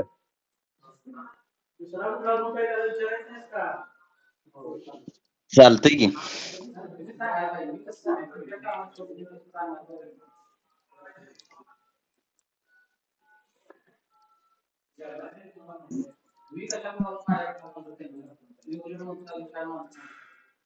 हं, ठीक आहे. तर हा जो आपला दुसरा एक पेपर आहे त्याच्याबद्दल थोडक्यात सांगतो मी. लिगेसी ऑफ मराठा या पेपरचं नाव आहे. लिगेसी ऑफ मराठा म्हणजे काय? मराठ्यांचा वारसा. म्हणजे मराठ्यांचा वारसा इन द सेन्स मराठा सत्ता जी आपल्याकडे छत्रपती शिवाजी महाराजांनी स्वराज्य स्थापन केलं त्या काळापासून ते 1818 पर्यंत हा जो सगळा काळ आहे याला आपण मराठा काळ असं म्हणतो, बरोबर. आणि या मराठा काळामधलं जो काही ऐतिहासिक वारसा आपल्याला मिळालेला आहे तर त्याच्याबद्दलची माहिती आपल्याला या पेपर मधनं घ्यायची आहे. तर काय आहे हा वारसा? तर ते आपल्याला थोडक्यात समजून घ्या. म्हणजे याच्यानं काय होईल की understand the political legacy of Maratha with special reference to Chhatrapati Shivaji Maharaj. हा, म्हणजे मराठ्यांना जी राजकीय वारसा जो मिळालेला आहे छत्रपती शिवाजी महाराजांच्या माध्यमातून तर ते आपल्याला समजून घ्यायचं आहे. त्यानंतर दुसरं आहे know the social religious legacy including the caste system, the Bhakti movement and various festival. म्हणजे आपल्याला जे सामाजिक आणि धार्मिक स्वरूपात जे काही एक वारसा जाती व्यवस्थेच्या मुळे असेल, म्हणजे काही गोष्टी चालत राहिल्यात जाती व्यवस्थेच्या मुळे. वारसा असं ते काय चांगला वाईट अशा अर्थानं मी म्हणत नाही, पण त्यातल्या काही गोष्टी चालत राहिलेल्या आहेत. भक्ती चळवळ जी आहे त्याच्यातला आपला चांगला वारसा आहे आणि किंवा इतर काही सण उत्सव जे होतात त्याचा जो वारसा आहे ते आपल्याला समजून घ्यायचा. Appreciate the rise and growth of performing art. म्हणजे काय, जे सादर केले करता येणाऱ्या ज्या कला असतात सादरीकरण करायचं त्याचा वारसा आपल्याला याच्यातनं समजून घ्यायचा आहे. आणि gain the knowledge about art, architecture and monuments of the Maratha. म्हणजे मराठा काळामध्ये जे कला आहे, वास्तुकला आहे किंवा त्यावेळेच्या ज्या वास्तू आहेत, इमारती आहेत मोठ्या, तर त्याचा देखील माहिती आपल्याला याच्यातनं घ्यायची आहे. थोडक्यात पटापटा तुम्हाला यातल्या काही गोष्टी सांगतो. बघा, पहिला आहे राजकीय वारशाच्या संदर्भात. त्याच्यामध्ये आपल्याला छत्रपती शिवाजी महाराजांनी जे स्वराज्य स्थापन केलं त्याच्या मूलभूत प्रेरणा काय होत्या, त्याचा नेमका समाजावर काय परिणाम झाला, शिवाजी महाराजांच्या नंतरच्या काळात देखील ती जी संकल्पना होती स्वराज्याची ती नेमकी कशी अस्तित्वात राहिली. हा तर हे आपण याच्यातनं समजून घेणार आहोत. दुसरा मुद्दा आहे छत्रपती शिवाजी महाराजांचं मॅनेजमेंट प्रिन्सिपल्स, म्हणजे व्यवस्थापकीय मूल्य जी काय होती त्यांच्या सगळ्या ऍक्टिव्हिटीज मध्ये. त्यांनी जे काही स्वराज्य स्थापन करायचं जे काही प्रयत्न केला, स्थापन केलं, ते करत असताना त्याच्यामधलं काही एक व्यवस्थापन जे आहे, त्यांनी ज्या पद्धतीने या सगळ्या गोष्टी हाताळल्या त्या नेमक्या कशा पद्धतीने हाताळल्या, त्याच्या मागचे मूलभूत प्रेरणा काय होत्या, मूल्य काय होती, हा तर ती आपल्याला या मॅनेजमेंट प्रिन्सिपल्स मधनं त्यांच्या पाहता येते. तिसरा जो आहे Maratha historiography and rise of nationalism. आता हा काय, तर आता आपण जो इतिहास लेखन परंपरा शिकलो की नाही, वसाहतीक, राष्ट्रवादी, हो की नाही, तर तसं जे मराठा राष्ट्रवाद जे आहे, म्हणजे मराठा राष्ट्रवाद नाही, मराठा इतिहास लेखन जे आहे, म्हणजे मराठा काळाच्या संदर्भात जे इतिहास लेखन झालं त्याच्यामध्ये कशा कशा पद्धतीनं कुठल्या कुठल्या इतिहास लेखन परंपरेमध्ये हे इतिहास लेखन झालं याचं आपल्याला माहिती घ्यायचं आहे. म्हणजे पहिल्यांदा वसाहतवादी इंग्रज अधिकारी जे होते त्यांनी पहिल्यांदा मराठ्यांचा इतिहास लिहिला. त्याच्यानंतर मग भारतामध्ये ज्यावेळी आणि महाराष्ट्रात विशेषतः आधुनिक शिक्षण सुरू झालं आणि मग मग महाराष्ट्रातल्या नव्याने जे शिक्षित झालेले जे लोक होते, नवशिक्षित मध्यम वर्ग जो होता, त्यांनी भारतात महाराष्ट्राचा इतिहास लिहायला घेतला, मराठा इतिहास लिहायला घेतला. मग त्यातनं त्यांनी ब्रिटिश वसाहतिक इतिहासकारांनी जी मांडणी केली होती त्याच्यापेक्षा वेगळी मांडणी त्यांनी आपल्या इतिहास लेखनामध्ये केली. त्याला आपण मग राष्ट्रवादी इतिहास लेखन असं म्हणतो. मग हे राष्ट्रवादाचा उदय आणि मराठा इतिहास लेखनाचा वाढ किंवा त्याचा प्रभाव हे आपल्याला याच्यातून समजून घ्यायचं आहे. ठीक आहे. त्यानंतर पुढचा जो मुद्दा आहे तो आहे सोशल रिलिजियस लिगेसी. म्हणजे काय, तर त्या काळातल्या जे काही संस्था होत्या धार्मिक आणि सामाजिक गोष्टीच्या संदर्भात त्याची माहिती आपल्याला घ्यायची आहे.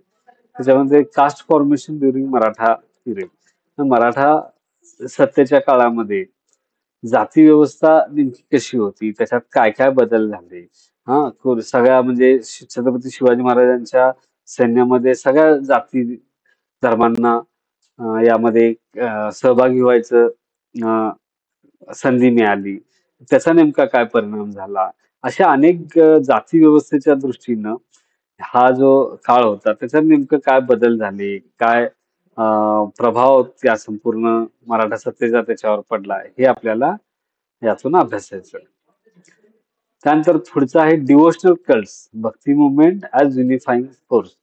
तुम्ही जर छत्रपती शिवाजी महाराजांच्या स्वराज्य स्थापने मागच्या प्रेरणा किंवा ते स्वराज्य स्थापन होताना त्यांना जे इथली जी सामाजिक परिस्थिती कशी कारणीभूत ठरली याच्या संदर्भात काही वाचन केलं असेल, किंवा शाळेमध्ये वगैरे जरी झालं असेल, त्यामध्ये आपल्याला आपण बघतो की संतांचे कार्य जे आहे ते महत्वाचं ठरलेलं होतं.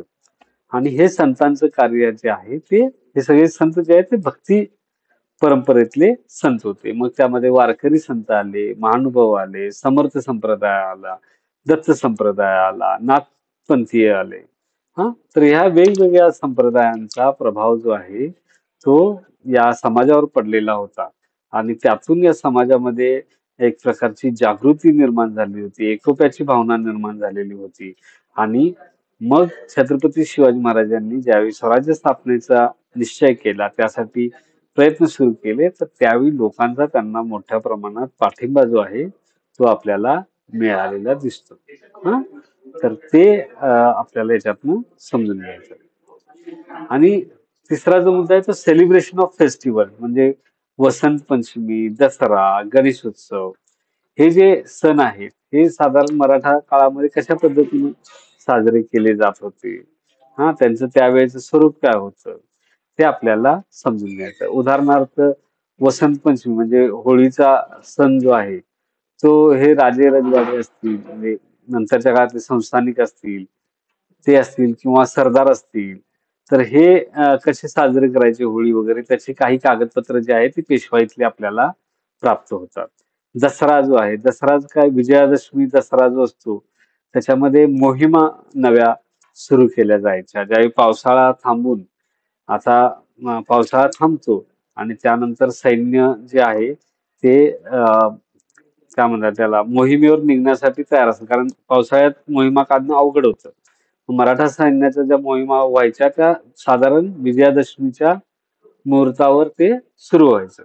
म्हणून दसरा कसा महत्वाचा होता किंवा त्याच्या संदर्भातल्या चालीरीती ज्या आहेत ते आपल्याला याच्यातून समजून घ्यायच्या आहेत. त्यानंतर गणेशोत्सव म्हणजे पूर्वी कोकणापुरतं गणेशोत्सव होता, नंतरच्या काळात तो महाराष्ट्रभर आला. मग पेशवाईच्या काळामध्ये गणेशोत्सवाचं खूप महत्व होतं. पेशव्यांच्या शनिवारवाड्यामध्ये गणेशोत्सव व्हायचा. तर ही जी सगळी गणेशोत्सवाच्या संदर्भातली माहिती आहे ती आपल्याला याच्यातनं जाणून घ्यायची आहे. यानंतरचा पुढचा घटक आहे तो आहे लिगेसी ऑफ परफॉर्मिंग आर्ट्स. म्हणजे जे सादरीकरण करता येण्यासारख्या कला असतात. म्हणजे पोवाडा असेल, त्याच्यानंतर एक second, भारुड असेल, तर ते कशा पद्धतीची त्याची माहिती जी आहे ती आपल्याला याच्यातून घ्यायची आहे. पोवाडा, भारुड यांची माहिती. कारण यांचा जो मुख्य उगम जो आहे तो मराठा काळामध्ये झालेला आपल्याला दिसतो.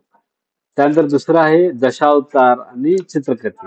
हे कोकणातला प्रचलित प्रकार आहे. दशावतार वगैरे विष्णूचे 10 अवतार जे असतात त्याचं सादरीकरण याच्यातनं केले जाते. चित्रकथीमध्ये चित्रांच्या आधारे पोथ्यामध्ये वगैरे चित्र काढलेली असतात आणि त्याच्या माध्यमातून ज्या पौराणिक कथा असतात त्या सांगितल्या जातात. तर त्याची एक माहिती आपल्याला घ्यायची आहे. त्यानंतर तिसरं आहे ते लावणी आणि तमाशा. लावणी म्हणजे जे लावणी असते, लावणी आता काय वेगळं मला सांगायची आवश्यकता नाही. लावणी आणि त्याच्यामध्ये तो जो तमाशा असतो म्हणजे तमाशामधली लावणी आणि तमाशा म्हणून जो एकत्र कला प्रकार असतो ज्याच्यामध्ये वग नाट्य वगैरे या सगळ्या गोष्टी त्यामध्ये असतात.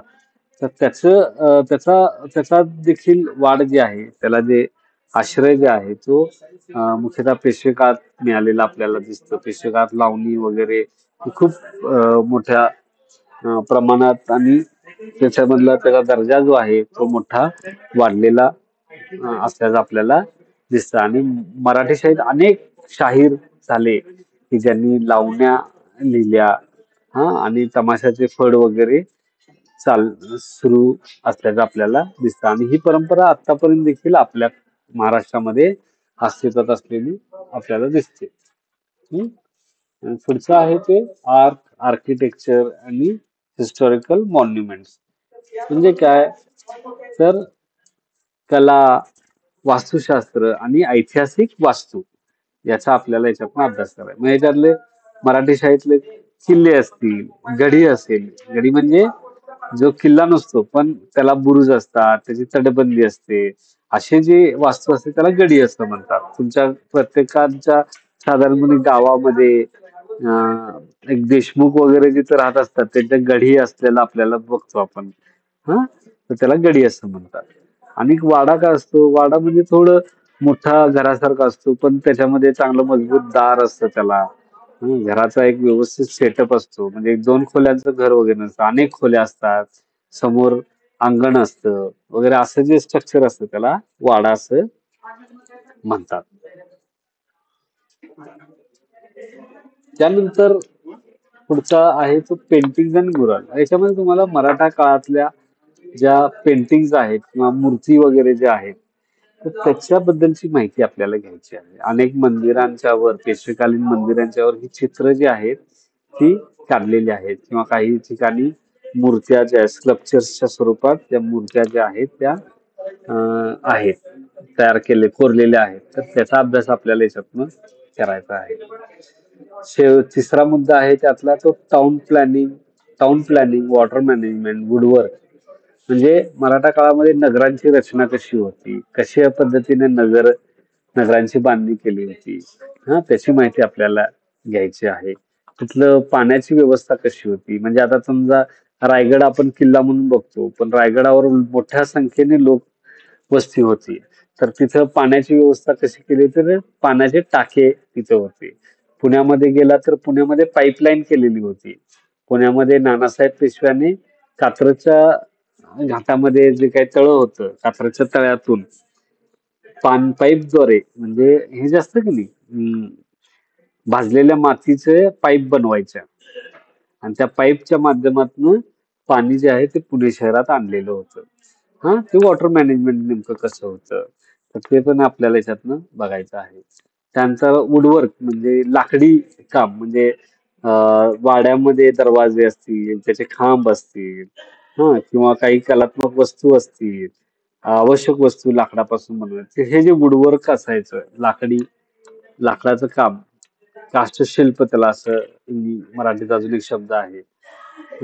तर ते नेमकं पद्धत कशी होती हे देखील आपल्याला याच्यातनं बघायचं आहे. तर मॅक्झिमम तुम्ही वाडे वगैरे बघितले, त्याच्यामध्ये लाकडाचा मोठा खूप उपयोग आपल्याला केलेला दिसतो. आणि तिसरा जो मुद्दा आहे तो फूड, ड्रेस अँड ऑर्नामेंट्स, म्हणजे खानपान, कपडे, दागिने, हे नेमकं आभूषणे, अलंकार हे कसे होते, त्याच्याबद्दलची माहिती आपल्याला याच्यातनं घ्यायची आहे. ती तुमच्या पुस्तकामध्ये अगदी सविस्तर दिलेली आहे. चला, आणि कुणाला काही शंका आहेत याबद्दल? सर हा पेपर किती मार्क्सचा असणार आहे? तो 100 मार्क, 60 मार्कांचा, म्हणजे फुल पेपर आहे हा. 60 मार्काचा पेपर आहे. एकूण 600 मार्काचं सेमिस्टर आहे का आपलं? मार्क्स मोजू नका, आपण क्रेडिट सिस्टीम वर चालतो. क्रेडिट्स असतात प्रत्येक पेपरला. आपले सगळे पेपर जे आहेत ते 4 क्रेडिटचे आहे. फक्त rise of nationalism in India 1858 ते 1885 हा 2 क्रेडिटचा आहे. ठीक आहे. जे 2 क्रेडिटचा आहे त्याचा पेपर किती मार्काचा असणार? 30 मार्काचा.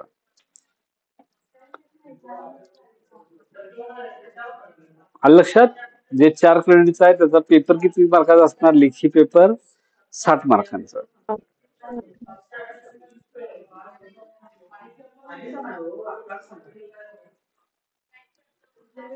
चला, काय शंका आहेत अजून?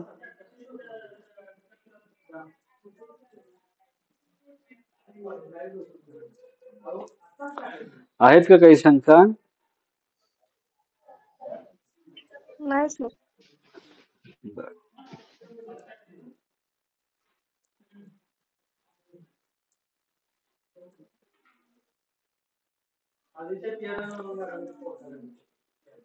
ठीक आहे, मग थांबूया.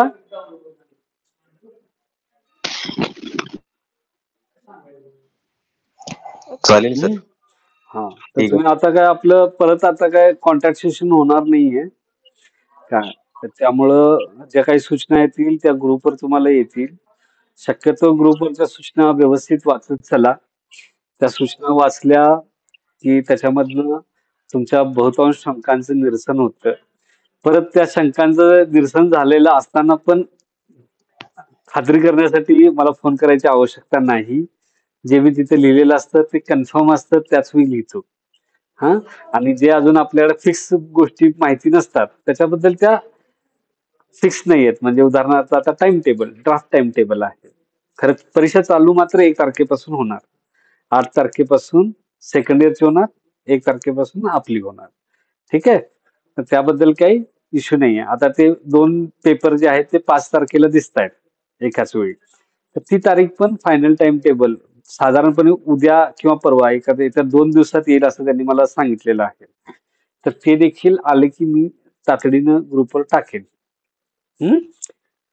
बाकी काही सर आता काय, असाइनमेंट 20 तारखेपर्यंत दिला तर चालतात ना? मी मगाशी पण त्या संदर्भात सांगितलंय. कोण सांगेल काय सूचना दिली होती मी टाइम टेबल हे असाइनमेंट बद्दल? कोण सांगेल? परीक्षा केंद्र जेव्हा मागतील तेव्हा द्या असं तुम्ही सांगितलेलं ना. हा, अजून काय सांगितलं? सर मी परीक्षा केंद्राच्या व्हॉट्सअपला जॉईन नाहीये. मग त्यांच्याशी संपर्क करा, त्यांच्याशी बोलून घ्या. त्यांनी जो बनवला असेल तर ठीक आहे, नसेल तर त्यांचं ते काय हे नाहीये, ते सांगतील ना तुम्हाला. त्यांच्याशी खरं संपर्क मी तर फक्त करायला आपल्या पाहिजे. युनिव्हर्सिटीच्या ग्रुपमध्ये तेवढीच आहे सर. तुमचं कुठलं स्टडी सेंटर? शहाजी कॉलेज. हा, मग त्यांनी ग्रुप बनवलाय का विचारलं का तुम्ही त्यांना? विचारलं नाही सर. हा, मग विचारून घ्या. ठीक आहे. ओके सर, ठीक हा. आहे. लेफ्ट हो ना? नाही, अजून संपवलं नाही मी. अजून कुणाला काही शंका आहेत का? बरं, दुसरं फीडबॅकच्या हिशोबानं मी ज्या सूचना देतो त्या व्यवस्थित लक्षात येतात ना? काही त्याच्यात काय भाषेत काही कन्फ्युजन वगैरे वाटतं तुम्हाला? मग तसं काय असेल तर सांगा मला, थोडी दुरुस्ती करता येईल मला. क्लिअर लक्षात येतात का मी जे सांगतो ते? हो सर, समजते. त्यात काही कन्फ्युजन नाही ना? म्हणजे भाषा अवघड आहे तर अजून काय मला सोपं करायचं असेल तर सोपं करायचा प्रयत्न करतो. Hello sir. हा, बोला. सर असाइनमेंट एकाच फाईल मध्ये कव्हर करून द्यायचेत ना? हे बघा, तुम्ही 2 असाइनमेंट आणि 2 केस स्टडी असं एका पेपरसाठी आहे की नाही, ते सगळं तयार करा आणि त्याला एक कव्हर पेज लावा आपण दिलेलं, आणि एक हॉल तिकीट लावा आणि त्याचं स्टेपल करा आणि ते जमा करा.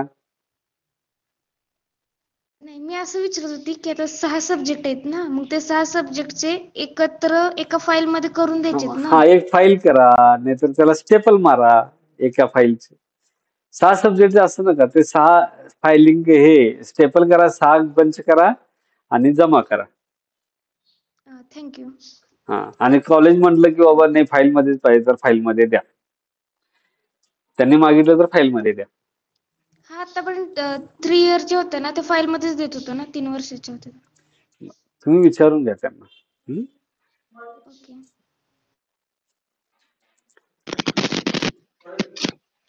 चला, ठीक आहे. सर हा, सर बोला. सर सर मगाशी मी नव्हतो. मला सर माहिती पाहिजे होती. असाइनमेंट आता 2 दाखवलेत, 2 क्वेश्चन हा, आणि केस स्टडी 2 दाखवलेत. बरोबर. मग हे दोन्ही पण द्यायचे आहेत काय? 2-2, 4 एका सब्जेक्टचे? एकच मिनिट, मगाशी दाखवलं ते तुम्हाला परत दाखवतो. नाही सर, तुम्ही त्यावेळी नव्हता. नव्हतो मी. तुम्ही नव्हता, म्हणूनच हं, हं, हं. म्हटलं मी. एकच सेकंद. हा,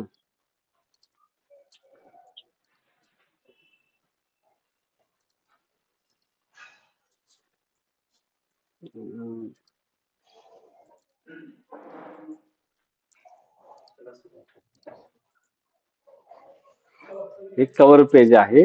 हा हां, हां, हां. हा,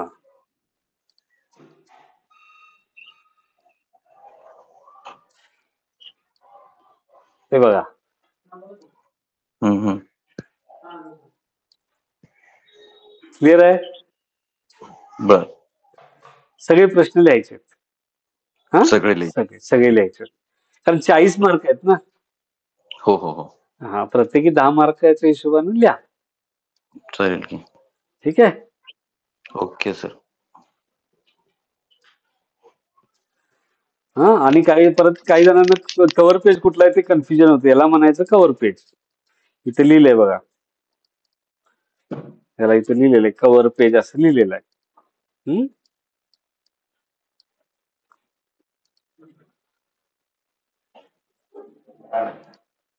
ओके.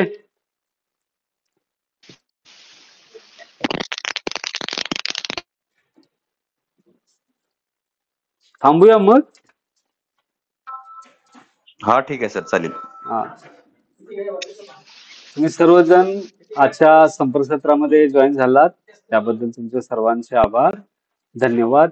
चांगल्या पद्धतीनं पेपर लिहा, निवांत पेपर लिहा, व्यवस्थित लिहा. जास्त ताण घेऊ नका पेपरचा. अभ्यास करा व्यवस्थित, पेपर लिहिता येईल चांगला. ठीक आहे. तुम्हाला सर्वांना पेपरसाठी शुभेच्छा. धन्यवाद.